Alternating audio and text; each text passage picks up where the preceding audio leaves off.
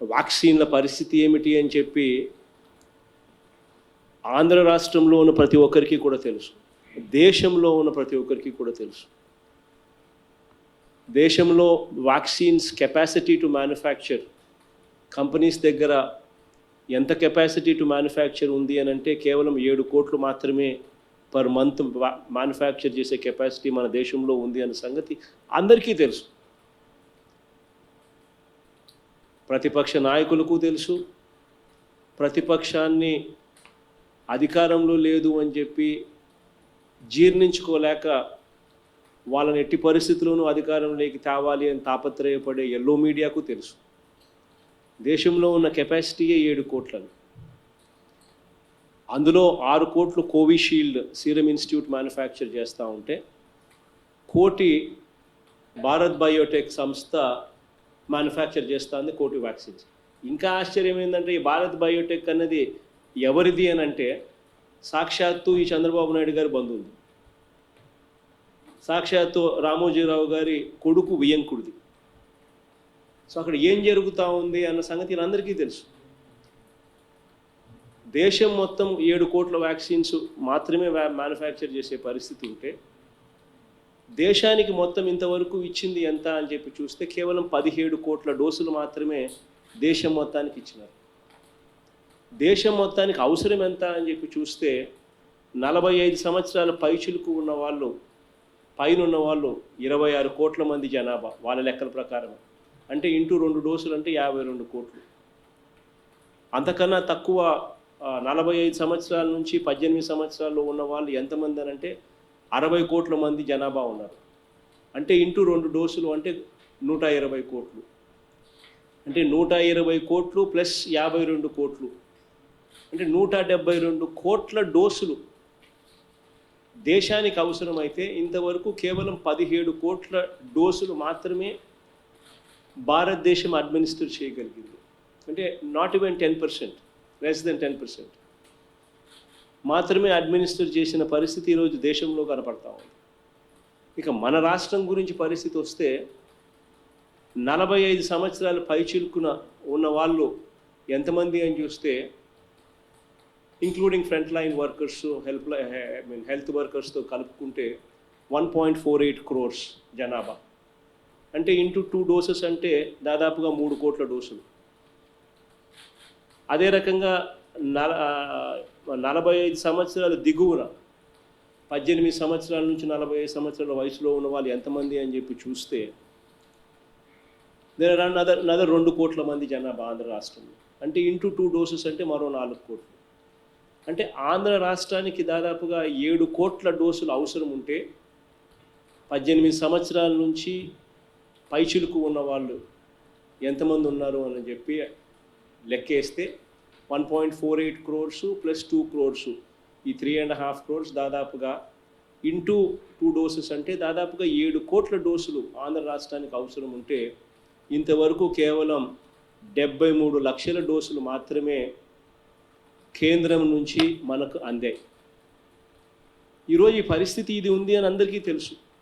Vaccine కంపెనీలు కూడా మనం డబ్బులు ఇస్తామని చెప్పి మనం చెప్పినా కూడా వాళ్ళు తీసుకోవడం లేదు. మాకు సప్లై చేయండి అని చెప్తే కూడా వాళ్ళు చేయడం లేదు.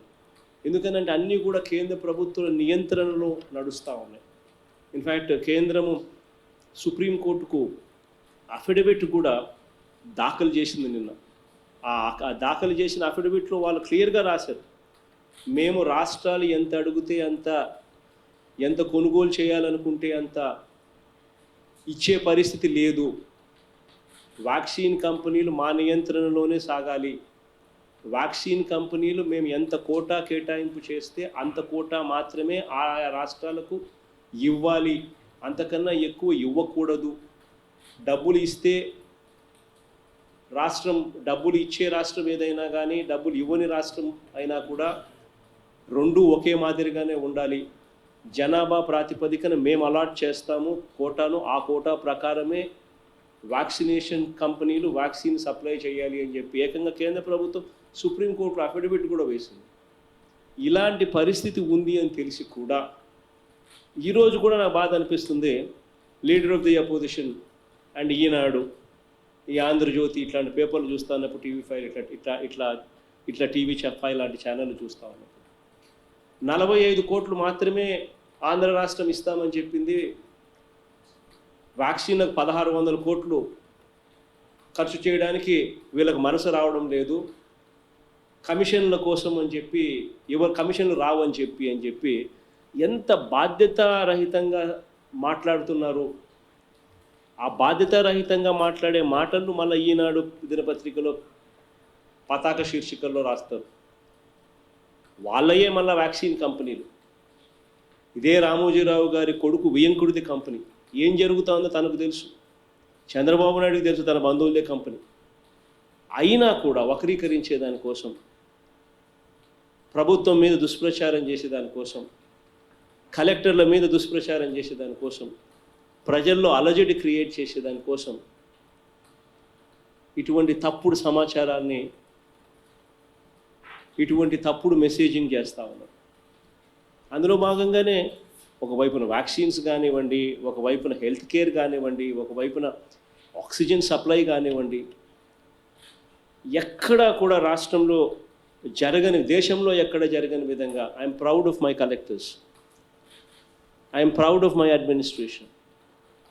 గొప్పగా కూడా చెప్తాను. Because we don't have tier 1 cities like Hyderabad, like Bengaluru, like Chennai, ఇవి మనకు లేవు. లేనప్పటికీ కూడా మన దగ్గర మార్టాలిటీ రేట్లు, మన దగ్గర చనిపోయే వారి సంఖ్య పాజిటివిటీతో కంపేర్ చేస్తే చనిపోయే వారి సంఖ్య one of the least in the country. బహుశా కేరళ మనకన్నా కొద్దిగా తక్కువ ఉందేమో, మిగిలిన రాష్ట్రాలు అన్నిటికన్నా కూడా మనం చాలా బెటర్గా ఉన్నాం. కారణం, I'm proud to say that entire administration, entire officers, కలెక్టర్ల స్థాయి నుంచి గ్రామ వాలంటీర్, ఆశా వర్కర్ స్థాయి దాకా కూడా ఎంతో కమిటెడ్గా పనిచేస్తూ ఉన్నారు కాబట్టి, ఎంతో చిత్తశుద్ధితో పనిచేస్తూ ఉన్నారు కాబట్టి ఈ రిజల్ట్స్ వస్తూ ఉన్నాయి. I'm proud of you people. But yes, కొన్ని ఘటనలు జరుగుతూ ఉన్నాయి. We're living in an environment which is politically charged.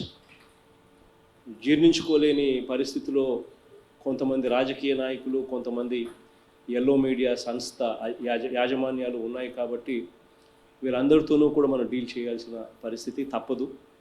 So ఇంకా అలర్ట్గా ఉందాం, ఇంకా జాగ్రత్తలు తీసుకుందాం, ఇంకా మానవత్వం ప్రదర్శిస్తాం, ఇంకా హ్యూమెన్గా తయారవుదాం. నిన్న చనిపోయిన ఘటనలో 11 మందో ఎంతమంది అయితే చనిపోయారో వాళ్ళందరికీ కూడా పూర్తిగా మన తప్పు కాకపోయినప్పటికీ, పక్క రాష్ట్రం నుంచి రావాల్సిన ఆక్సిజన్ సప్లై సరైన సమయంలో రాలేదు కాబట్టి జరిగినప్పటికీ, అయినా కూడా లెట్ us టేక్